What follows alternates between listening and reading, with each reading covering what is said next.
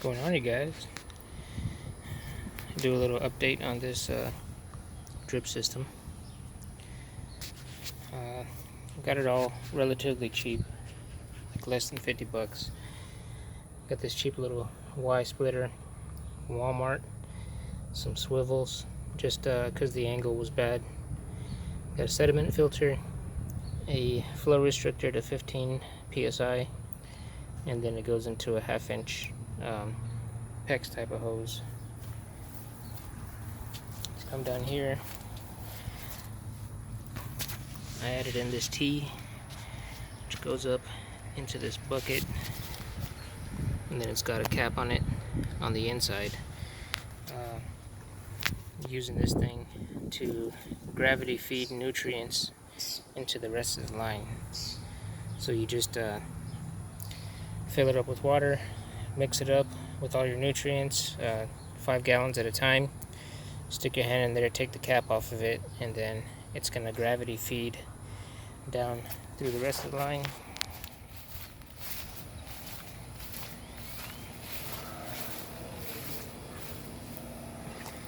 And out to the rest of the plants.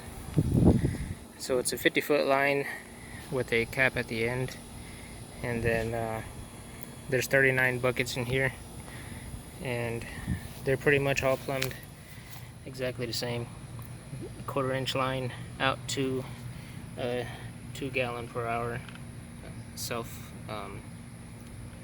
supposed to be self-regulating the pressure, these emitters, and they just kind of squirt, they don't, it's a little bit more than a drip, but it's more than enough to water everything. So we got 2 on top, and those are for the near buckets, and then 2 on the sides, and those are going out to the far buckets. And every single one has the same emitter on it. So there was 2 different styles. We got all this stuff from Walmart. They have like a wider, flatter one, same 2 gallons per hour on them, but I just went with this one. They had more of these than they did the other one, so I went with this one. They're working pretty good. But so far it's been working good. A little bit of trial and error trying to get everything, not a whole bunch of leaks or anything like that. But that just comes out here to this cap, where I started on this end, found out that I put these all way too close to each other. So after that, I just started going with the 2 on the top, 2 on the side, and did like that all the way down. Don't got nothing set up over here for all these plants. I do need to add more soil though, because we had some high winds the other day, and pretty much all these things got uprooted and blown over because I don't have enough soil in here. So they haven't made it into the regular dirt underneath, not yet, but I gotta add more soil. We've got a bunch of ahis, Anaheims, poblanos. I just got done watering this area and kind of sprayed everything down. This guy right here was leaned all the way over, leaning over the front here too, so I kind of propped him back up. But yeah, the trunk's pretty good. You can see all the roots, that's how shallow they are. Some more ahis. It's that burgundy torch from Rocky. Almost done. Some jalapenos, Anaheim. These are Bahamian goat. All these plants, they all fell over. So when I set them straight, they kind of leaned into one another. I can't really do much about that. Might have to stake them later on. More Anaheims. You guys are almost done. Anaheims. Some onions. But yeah, so back to the bucket. Tomatoes are doing okay. Been picking these kind of regularly. They're aromas. So I pulled all the red ones off already. There's just a few yellow, white ones, and those guys will be coming up soon. Some more, these are green onions. Strawberries. Haven't got to eat a single one. The animals keep getting to them. But anyways, back to this thing.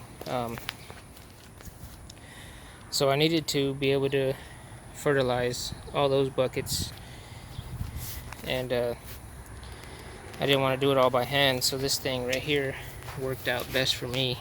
I found that I need to put a lid on it because it's starting to get all this sediment and I don't want to clog up my emitters, so probably keep a lid on it. That little stopper there and the T, the bucket, it's probably about $6. That's all I invested after, you know, the original drip line. But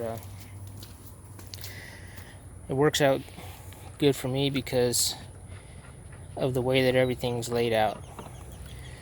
So I can open up this thing, and because it's running downhill, it's about 1.5 feet, maybe 2 feet of tube down to the main line. Then it comes down here, drops probably another 2 feet, I would guess, 2 feet in elevation, and then goes all the way out to the end and probably comes back up another 6 inches. But once you take the top off, these things start dripping. I'll show you all the way down at the end. It's actually enough pressure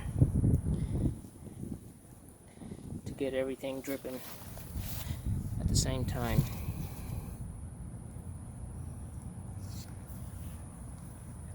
So everything is going all the way out here to the end. The furthest,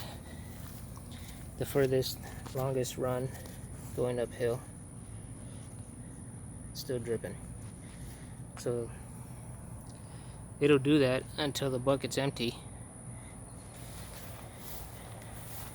That'll put all your nutrients into your plants evenly distributed. And the cool thing I discovered, kind of cool, it's what made me had to put the plug back on it, but whenever your bucket's empty, you can see that thing's already gone down quite a bit. But whenever the bucket's empty, or you're ready to mix some more, you just turn this on, and instead of going out to the emitters, the water comes into here because it's least resistance. So then you get to fill this thing up without having to use a water hose. And then when you're ready, you just cap it. You do gotta kind of fight the water pressure. You could just turn it off.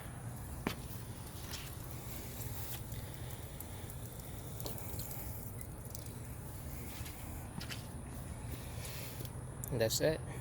Mix your newts. The only bad thing is you got to stick your hand in there to open it. So if you're using like fish fertilizer, something like that, your arm's gonna smell. But I did buy something else. Alright, so I don't have this thing set up. I wasn't paying attention and I bought the wrong size. But this thing is supposed to create a siphon. It would replace that T. You would plumb this thing in line, and what it does, it's called a Venturi siphon. But you got your inlet water, comes through here, and then it gets funneled down to that tiny little hole there. And what that does is it creates a high velocity, low pressure area right here past the funnel. And what that's going to do is it creates a vacuum, and then sucks air or whatever else you got coming in through the top of this T, and then it opens back up and feeds into your main line. So the advantage of this thing is this is about 15 bucks on Amazon. I bought the 1/2 inch, and it's maybe that's a 1/2 inch, but everything else is not. I think I need to go with a 3/4 or something like that. But got a little sediment filter on the front, and then you got a flow adjustment. So if you are running nutrients, you drop that sucker in the bucket. It's got marbles, it's going to help it stay down. And then when you turn the water on over there, it's going to start sucking whatever's inside the bucket through the hose. You got, like I said, flow adjustment, so you can turn it up, turn it down, and then it's going to feed it directly into the main line as you water. So the way I have it set up right now with the bucket, I got to do like a 2-stage watering. I got to mix nutrients and then uncap it, let this thing drain all the way into the plants, and then cap it back off, and then I turn on the drippers again, and then flush out the system so I don't get any sediments clogging up the emitters. Yeah, but a couple of options. This thing works for me. I think if you didn't have the elevation drop to your buckets or your bed, you could probably just put the bucket a little bit higher to get that gravity to work for you, and then it'll still feed into the rest of the line. So that's what's going on. Catch you later.